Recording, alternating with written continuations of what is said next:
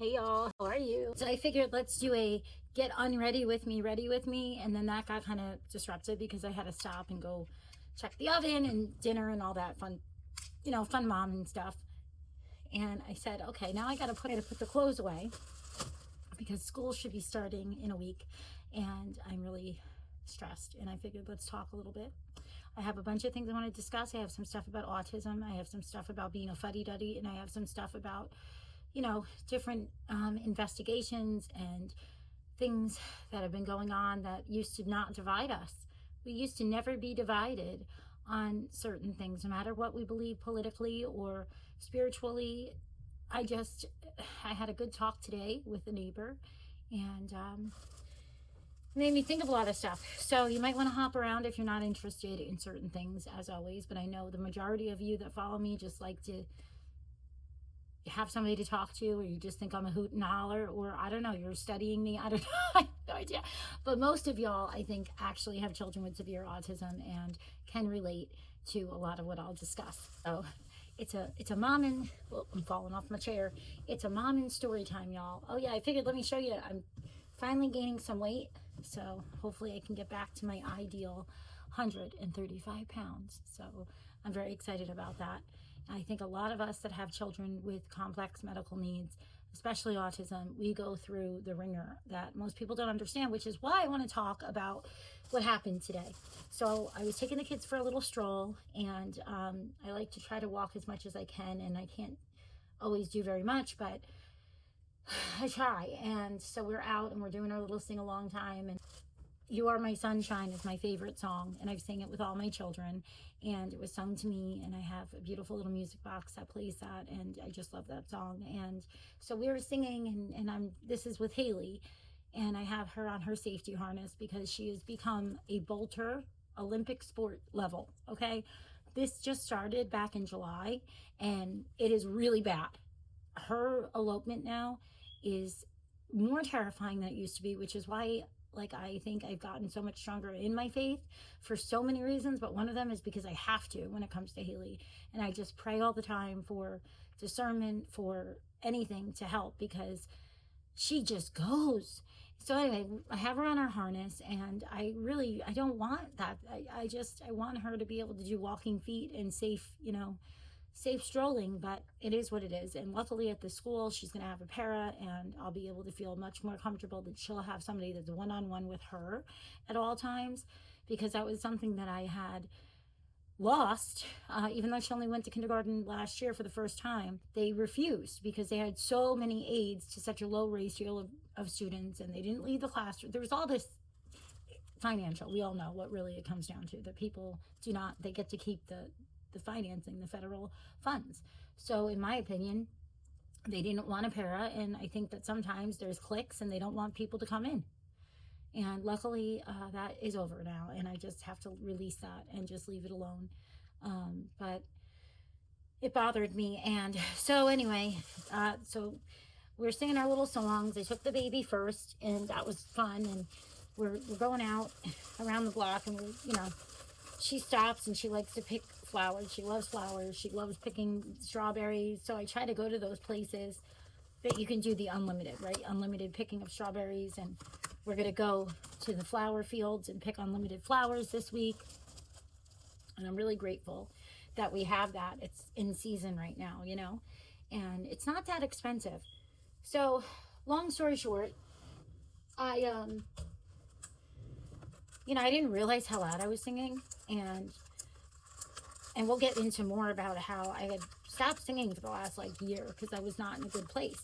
I was using every ounce of my strength and energy to try to show up for my kids, and I had gotten so sick, and it took such a toll on me, and I had forgot the little things that I had always done that weren't just for being a mom. It was just stuff that I loved, right? And I love singing little ditties, and I'm not very creative, but I try. I like to try.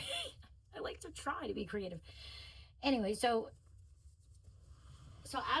as we're singing, I realized there was a neighbor out there, and they start singing. And I'm looking around, and I couldn't find them at first. And then that turned into a whole conversation, and we discussed autism and how many children are going through this, and how, something's causing an exponential increase. And we both had the same views that there's a variety of factors that are contributing, and that a lot of us, really have followed RFK Jr., and that there's a lot to learn from all different types of Western and holistic medicine. And, there's happy mediums in a lot of things, right? And that unfortunately, since lockdowns, a lot of us have lost the ability to even have these discussions with one another, because you're immediately put into a box. It's very black and white, and that's it. There's no room for conversations. And, I just shared a little of my journey in my relocating and why, and, how I just feel, well, I agreed with what they were talking about how what happens to some of us that have children, or we have different circumstances, is if you're not living the same type of life, you just have no idea. Know what you don't know, right? And when lockdowns happened, it was really hard for so many reasons for us. One, my son could not wear the mask without his whole face peeling and blistering, and that was horrific. And my daughter was in the developmental phase, and the masks literally terrified her. Like, I'll never forget where we were. She was in her little car seat. She was only 7, 8 months old. And we were at a gas station, and somebody walked by with the mask on when everybody started wearing them in New York, and she freaked out. It terrified her. So throughout all of this, I had to visit my grandma, in a nursing home behind glass. We had to make signs for her birthday. We did these types of things for birthday parties and graduations. And then I remember all the kids with junior prom. I mean, it was unbelievably horrible. It was hellish. I had an aunt that had a funeral that was a drive-by funeral. Well, not just an aunt. There was other people, and you literally drove by the church to pay your respects. I mean, it was just insanity. And I know everybody was affected differently, but some of us, it showed us not just who people were that we thought were our friends and family, but it showed a side of humanity that was completely horrifying. Because if you weren't the majority and you were, special needs, and your children need that routine, and as parents, you desperately need the respite. If you had doctors and all kinds of different things, you were just out. It didn't matter. If you are not the average person that was able to do telehealth, stay at home, and all of this and that, then it didn't matter. And if you weren't blessed enough to have family and friends that were in your inner circle, siblings, moms, dads, this, that, the third, that, socialized with each other, or very close friend groups, you're alone. And that's what happened to me. Nobody wanted to get together, even in public places. It was very few and far in between that certain family members even wanted to get together. And the kids suffered for that. And I did. It took a toll on me. It emotionally wrecked me, because I was seeing people in ways that I couldn't believe. And then I was watching what was already happening with family over Trump in 2020, and how everybody's life and everybody's experiences were so different that I could understand where certain people were coming from, but they didn't care one bit to understand where I was coming from or where my priorities were. And it was devastating. And we were just sharing with each other, how quickly people forget all you have done and sacrificed for them, and they don't show up for you one bit. And that's where I realized I was at for the last couple of years, is that, it's not fun to come visit when you have a child that's, going to have a meltdown or is very loud. It's not easy to have those phone calls. But at the end of the day, if you actually care about somebody else, you're not going to leave them alone. And I went through postpartum by myself. I went through so many different things, and it was like a reality check. Because throughout my life, I answered the phone in the middle of the night. I was that friend that would be on the phone while they were chasing to see what their boyfriend was doing, or their baby daddy. I would talk to you while I was at work and hide it under my hair, my Bluetooth, if you needed me. And I mean, that's just who I was. And unfortunately, my life is very dramatic, I guess, for the average person. And it's not enjoyable, and it's not pleasant to be a friend or a family member to somebody that has a life that makes you uncomfortable. I don't know, but that's what happens. Because so many times I would hear, call me when everybody's settled, or give me a call back when people are settled. And so I just stopped really socializing with most people, because I thought that a lot of people just showed me who they really were. And if you really wanted to be a decent friend, family member, or anything, then you would be there for me, because you would know that I need people now more than ever. I'm at home. I have a child with severe, profound autism. Our sleep is all over the place. Our house can't even have a picture frame on the wall. If you know, you know. Some families have to go through that the entire time. Some children, you can never have anything out on the counters. You can never have vases, flowers, pictures. You can't leave plates out. You can't have anything that they can have access to in the entire house. Go around your home, even if you're a minimalist, and look at everything and think of anything that a child could stand on a chair, or anything that they could get to, and how much damage that could be and how that could be risky for them. And that's what we live through. It's only in the last 6 months, maybe to a year, that our daughter has stopped needing to touch and break and feel everything. And I'm starting to be able to have things again, but I have to have child safety locks, and we have to have backups, and it's a lot. So what I started to realize is that as everything opened up and lockdowns weren't able to be used as an excuse anymore, because for a long time it was, oh, we don't want to get this and we don't want to get that, and we're worried about this, we're worried about getting COVID, all of it, that people were still not showing up. And we would still get invited, I guess, to certain things, but obviously, like, I know there's times and places, and I've always been the kind of mom that if I knew my child wasn't going to act appropriately, or if they were having, if they were tired or something like that, I'm the one to leave. Like, I'm not the person that stays in a restaurant and lets my child disrupt everybody in the restaurant's meal. Not because I don't think that everybody should have the same equal opportunity to go to the restaurant. It's because I also understand that there's a lot of people that are out that they may never have gotten out in years too. This may be their only respite. This may be the only time that they're not taking care of their mom or dad that has Alzheimer's. This may be the only time that they have gotten out and had a break. And so I try very hard to not think about me, my needs, and my family's needs, and I balance it. So when we do attempt to go out, then it's not like I'll leave immediately. We'll go for a little walk outside, things like that. But if it really is more than a little bit of disruptions and stuff, I'm just not going to be that one that has a child under the table taking a fit for an hour. It's just not how I think that we should be.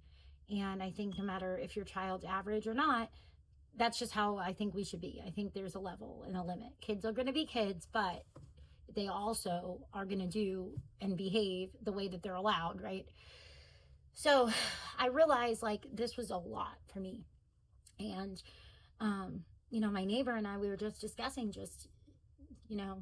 I guess that's how I became an old fuddy-duddy. And that's what we were laughing about, is being a fuddy-duddy, and how I'm okay with being a fuddy-duddy, and I'm okay with doing a lot of stuff by myself. And I don't care, who cares what people say and who cares what people think? I have to be happy for my kids and myself. And none of them came over to hang out or help me or cook a meal or let me take a shower or anything. I mean, Pat and I didn't even go out to eat or a movie or anything by ourselves, I think more than like twice. And granted, I know that grandma would if we were still back near where grandma lives, but she couldn't handle both of the children. Haley is a lot. She's like 10 toddlers in one at times, right? So she couldn't handle all of that on her own. That's too much. When we had the baby, both at the same time, she was able to do it sometimes when I had important appointments or something. But there was just no room for anybody to come and help when it came to like Pat and I having a date night or something. It just didn't exist. So anyway, it's just interesting because this whole conversation we had about being older and how, you don't care, you'll sing your heart out and you don't care who's listening and you don't care what they think about how you sound. And just ways that we find purpose and how we cope. And I explained to her, how much I feel that I have learned and I have certain skill sets or a calling, so to speak, and communicating and talking and stuff like that is just something that I've always been able to do. And I don't care if it annoys people or If people don't like me, I don't care. It's sticks and stones will break your bones and words will never hurt you. Because if there's not something that people can find about you to try to make you into something you're not, they're going to just make it up if that's how they are. You know, they're going to just manufacture it. They're going to create it. They're going to find you at your lowest possible point in life. And they're going to try to take that and hold it over your head as if it's something terrible, when in all actuality, there's nothing but people that do these types of things. They don't have any awareness on their behavior and how do you feel about that? Like, how does that make you feel good? Because that could be you, your mom, your grandma, your sibling, your child. Some people don't care about themselves, but they love their child. They love their animals. And would they ever want people to leave an animal suffering or their child suffering and not go give a helping hand just because they don't want to deal with the noise or whatever it is? No, they wouldn't. So people will find their own excuses as to why they're not going to help. And we were laughing because one of the best is people that are like, oh, that person's mentally ill, that person's a kook, that person's crazy. And it's like, okay, if that's the case, then what are you? What are you then? Like, what does that make you? Because if you really felt that way, then why would you leave them to suffer on their own, let alone leave them in the care of other people? So it's just interesting conversations, and I enjoyed them. And I love language like fuddy-duddy. I always loved all those words. I think a lot of it's because my Nana and the way I was raised, the environment I was in mostly. And those things just make me laugh. But it is true. It's like the more that you go through, the more you realize, like, you don't care what people say. You don't care. You're not going to let it bother you. And you'll forgive, you'll move on, you'll forget, but you're not going to be like a doormat for those people, right? And then this conversation, we went into a whole nother debacle, and that'll be posted in part 2, okay? And we're going to get into all of that in part 2. So I want to know from you guys that have children with severe medical needs and autism, like, I'm not watching the Fauci stuff. I already made, I already grieved a lot during these times. We've lost a lot of people, and I've already grieved the horror that most of us live through. And I know that in years from now, history is going to look back and they're not going to believe what some of y'all tried to do to some of us with, I mean, it's just insanity. So I don't want to get into all kinds of things that I don't think are going to go anywhere. But I know that for other people, a lot of other people, this is helpful. This is educating, or it's giving closure, or it's acknowledgement, or anything. But I don't think it's anything like any kind of an accountability or anything like that. I think, it is what it is. And I have to just trust that we're going to see in time, what really comes of all of it. Because there was so much that a lot of us went through that y'all wouldn't believe. I mean, so much with the political crap, to be honest with you. For no reason, just for being moms, just for being people that couldn't pick sides or wanted to just have transparency and honesty. And I'm the kind of person that I understand the emotional, the physical, the psychological, but I also know that we're not all the same. We don't all have the same environments. We don't all reside in the same conditions even. Some people are at risk of things that others never will be. We're all so different that this changed me, because this one size fits all, it really seemed like, okay, you're either way up here where you're in the, uber duper wealthy class, or you're down here. And unless you can get up to the uber duper wealthy class, you're never going to be treated equally. And that's why I was like, I can't get into the race wars and all of these different things, because to me, it's very black and white. You either are very well off and you know the right people, or you're not. And then the majority of us, we're not, and we're all in this together. And the fact that we can't talk to each other, and we can't just agree to disagree on certain things, but actually unite when it comes to just having a decent life for our families, for our children, for our grandchildren, it's disturbing in ways that I just don't care to go, because I have to be present for the kids. I have to be present for my life, and giving that kind of energy to something that I feel is pointless at this point, I'm just not going to do it. it's not that I won't have these conversations. It's just I'm saying on my own, that's not what I'm doing. I just can't. And if I ever sit down and have discussions with other people again, or there's ever panels or stuff like that, then I'm open to talking. That's just not what I care to do. I spent a long time thinking, certain things, and I just, for myself, I know what I know, and I just feel the way I feel, and it is what it is.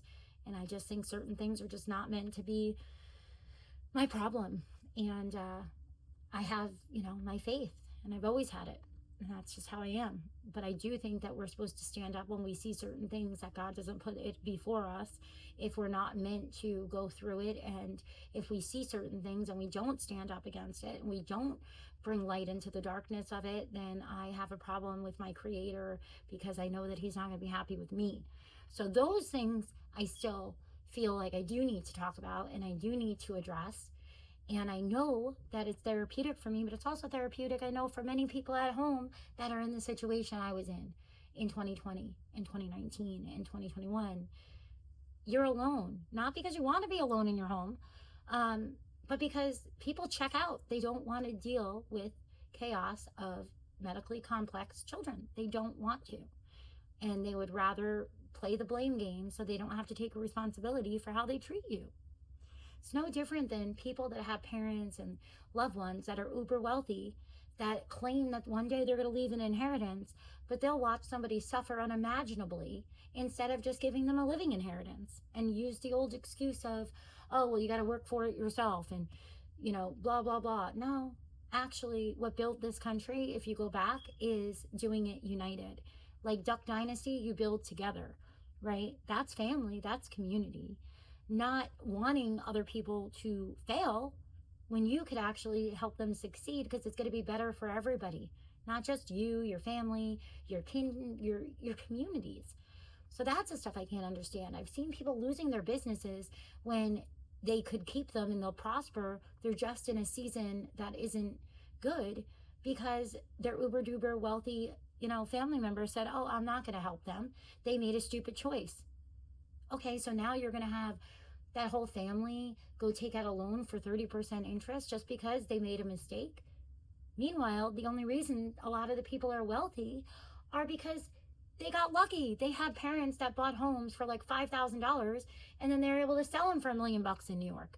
Or they found ways to work around paying taxes. And there's a lot of stuff that, it makes me have a hard time with people and being honest and having honest discussions. And I've never been one for materialistic things, but I am one for what actually is going to make a community better, what's going to help people. And I don't see it, y'all, in a lot of people anymore. I just don't. I don't. And it's sad.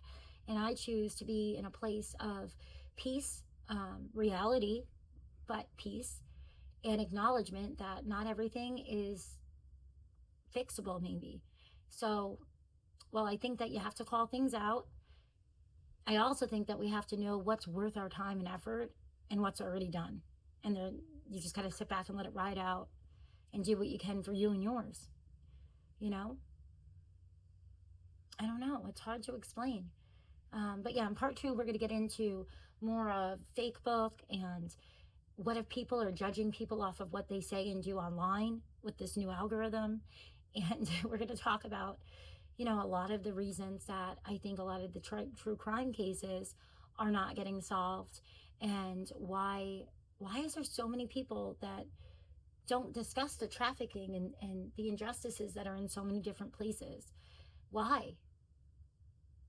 Is it the backlash? Is it because, if you discuss something that is happening that's wrong when it comes to like child protective services, things like that? Is it because you know that they're going to weaponize it towards you because you can't ask questions or raise questions or discuss things? Because we know there's good in everything. Not everything is full of rotten apples. So these discussions should happen. And when you're talking about somebody that's missing or something that doesn't seem right, and it's national and people are asking you to discuss it, they're begging for people to call in with tips if somebody was missing. Like we have 2 cases right now that I could think of that have been in my algorithm nonstop. And every time I click on it, You still hear the same, please call. We urge you to call. We're begging, we're waiting. And I'm just praying because I'm like, but we know that a lot of times if people are even trying to help or they ask something, they're met with unimaginable personal problems. That doesn't make any sense. Instead of just sitting down and having conversations, I can't, I'll never understand that.